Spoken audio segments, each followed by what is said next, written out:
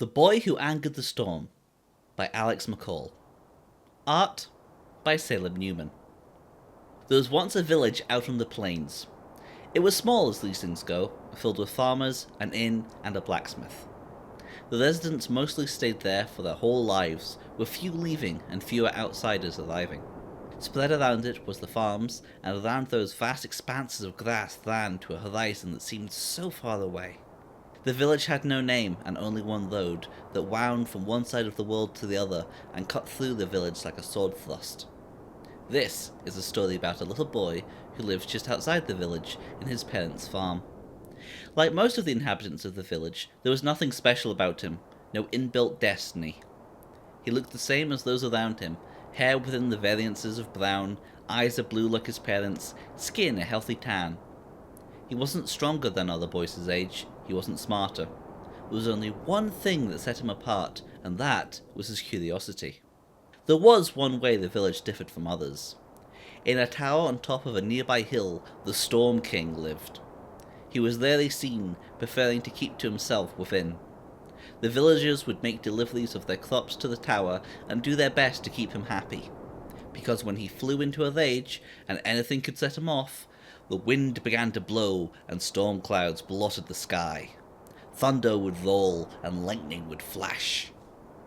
The boy was fascinated with the king and would often sneak away to his tower to spy on him. Whenever his parents found out, they would tell him off, warning him to stay away. "Don't make the Storm King angry with you," they told him. "Some storms cannot be weathered." Then they'd put him to work, weeding their muskmelon patch or feeding the goats. But he wouldn't listen, and at the next opportunity he would go again. Familiarity builds contempt, and, though they would scold him every time he came back, the boy's parents began to get more relaxed. "He's not doing anything wrong," they would tell each other. "If the Storm King was going to get angry, surely he would have already." Though they wouldn't tell him, it has become to be a point of pride for them. "Look at our son, see how brave he is." So the day that the boy angered the Storm King caught them by surprise. They ignored the warning signs of the clouds slowly gathering over the distant needle of the tower, or the sunlight beginning to fade. They continued their work, taking care of their crops and picking up the laundry on the lawn where the goats grazed. Even if they had noticed, they had no reason to suspect it was because of their son. Until the boy came sprinting out of the neighbour's field of maize, his footfalls echoing with the roar of the thunder. By this time, the sky was black as pitch, and they'd had to hurriedly take in the washing and house the goats in the outhouse. The boy ran up to them and into the house, slamming the door behind him. They looked at his panicked face and knew at once that he was to blame. "What did you do?" they asked him, but the boy wouldn't answer. For the rest of the day and late into the night, the storm raged. The villagers all cowered in fear in their homes, wondering what had set the Storm King off. Only the boy knew, and no matter how often his parents asked him, he wouldn't tell. Finally, dawn's light broke through the cloud as the storm blew itself out. The villagers all breathed a sigh of relief and got back to their lives. They had lived through the storms before and would do so again. But this time was different. The boy stayed inside for the next 2 days, and his parents let him. It wasn't wise to go outside after angering the king, and so they made him clean their house from top to bottom, sweep out all the dust the storm had blown inside, and fix the holes the wind had howled through. On the 3rd day, they sent him into town to trade their goat's milk for some eggs. As soon as he stepped outside, there was a change in the air, a sharpening and a tension, as if someone had suddenly started paying attention. He was halfway to the village before the rain clouds covered the sun, and he had to run back, the milk sloshing in his bucket. His parents gathered him and the goats into the home and locked it up tight. This storm was less ferocious than the previous one. The rain sheeted down, the lightning only occasionally flashed, the thunder wandering among the hills and plains, booming from here and there, as if it was searching for something. His parents tried to laugh it off as a coincidence. People had annoyed the Storm King before, but though his vengeance was swift, it was usually brief. You weathered the storm, and that was an end of it. The Storm King didn't hold a grudge, but this time was different. Just in case, they kept the boy inside for the week. He was sent down into the cellar, where he sorted through the old sacks of half-rotten vegetables and the broken remembrances of days past. By the end of the week, his back was sore from spending so long bent over, and cobwebs netted his hair. but the cellar was sparkling clean, and his parents felt it was safe for him to go outside again. The boy was handed a shovel and sent to muck out the goats, a task that took him an hour. Then he washed in the water butt, cleansing himself with the dust of the past week, before going to help with the weeding. He made no loud noises, nor strayed far from the house. And still it was just past midday that the clouds came rolling in again. Once again the family dashed to the house, and once again the storm was mild, as such things went.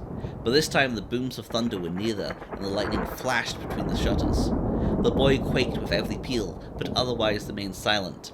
His parents looked at him, concerned. It was getting harder to tell themselves that the Storm King wasn't looking for their son. "What did you do to upset the Storm King so?" they asked, but still the boy wouldn't tell them. His parents feared what would happen when the king would find their son. This time, they decided, the boy needed to stay inside for a month. After all, the Storm King would have forgotten whatever he did by then. A month inside is tough on a boy of any age or disposition. This boy, who was used to running through fields with his friends and working long hours beside his parents, was especially despondent. His parents put him in charge of all house chores, cooking, cleaning, mending, fixing, and, while that helped, his endless horizons had still been replaced by 4 close walls. His legs grew weaker, his skin grew paler, and his eyes grew accustomed to candles or sunlight through glass. Eventually, the month passed, and he was allowed outside. Now he would be safe. Never before had the Storm King been angry a month, a week, and 3 days after. But this time was different, and the storm clouds began forming within an hour. The parents looked at each other. What could they do? Their son couldn't live in the house forever, never going outside. They had tried running from the problem. Now they had to face it. They gathered the goats inside, because hope is never the replacement to caution. Then, barring the door so the boy couldn't slip inside, the family waited as the storm approached. Closer and closer it crept, the air hazing from golden yellow to purple. Finally, it was upon them. Lightning flashed overhead, thunder cracked. The Storm King came. The clouds above, black as a bruise, black as broken love, started circling around the hill the house was built on. The sky briefly appeared above them, light blue and unreachable, before the clouds slammed together and down with a clap. They impacted the hill before the family, and within it a shape formed. The Storm King was of nature, and such things are impossible to properly describe. Yes, he was tall, but it was the vastness of a cloud in the sky. His beard was bushy and cumulonimbus. His eyes were St. Elmo's fire, his mouth a crack of tempestuousness, his voice a gale. His anger was static, sparks of it jumping around him. His attention, when it finally settled on the family, was landfall. You. Was it the being before them speaking, or was it the very air around them? There was no way of telling. The boy quaked but didn't falter. Instead, he took a deep breath, the fury in the air filling his lungs, and stepped forward. Me, he said, small, quiet, but dauntless. You broke into my house. You took what wasn't yours. His parents fell back in shock. You stole from the Storm King? They asked the boy. He looked at them and nodded. It was mine, the Storm King raged. Mine! I made it. I owned it. You stole it. You made her, but you weren't worthy of her, the boy replied, so I took her back. Another crack of thunder lit the air. The Storm King towered over them, then bent down and glared at the boy. Return it to me! Now! I can't, the boy said. I gave her away, and now she's where you'll never find her.